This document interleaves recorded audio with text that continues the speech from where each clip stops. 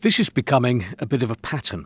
Once again today, in the Russian papers, we see the stark contrast between, on the one hand, Russia's growing confidence about its war in Ukraine and the general geopolitical situation, and on the other, economic problems at home. So, for example, we see Vladimir Putin claiming more territorial gains in Ukraine, and we see Moskovsky Komsomolets writing about how President Trump and European leaders are divided on Ukraine and on Russia.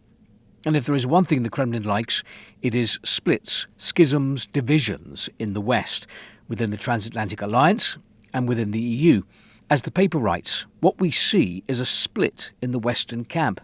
And regardless of which group of schismatics ultimately prevails, this is objectively good for Russia. Another rift in the Western world, or more accurately, within the European Union, is also useful for Russia.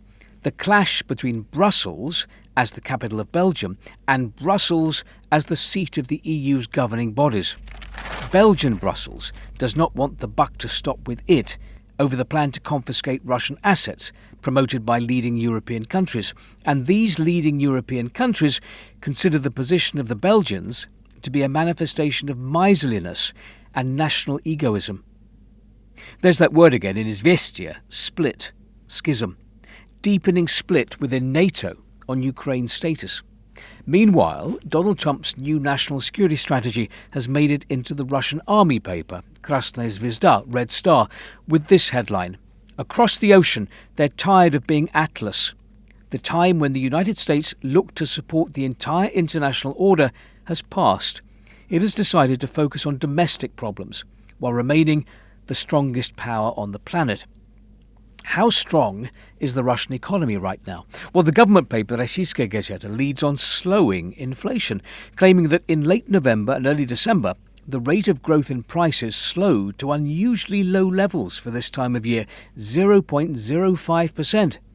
And Nezavisima Gazeta reports poverty rate in Russia hits record low, 6.5% of the population below the poverty line. But how exactly is this poverty rate calculated? When Nezavisima provides the details, the situation becomes clearer. To officially be above the poverty line, an average income of around only 17,000 rubles per month per person is required. That's around $213. According to sociologists, more than 40% of working Russians surveyed admit they either barely have enough money or do not have enough money before payday to buy food and essential goods. Kommersant reports on the crisis in the Russian metals industry. The metallurgical industry remains in one of the most protracted crises in its history. By the end of 2025, steel production in Russia will fall to 66.5 million tonnes and consumption to 38.9 million tonnes. The situation is exacerbated by low export profitability and sanctions pressure on Russian producers. Meanwhile, in the Russian regions in 2025, cancer patients started to be denied reimbursement for the costs of travel to the place of treatment. According to the rules and regulations, the state is obliged to reimburse cancer patients for travel costs. Regional officials explain the reasons briefly. This year's budget has run out. There is no money.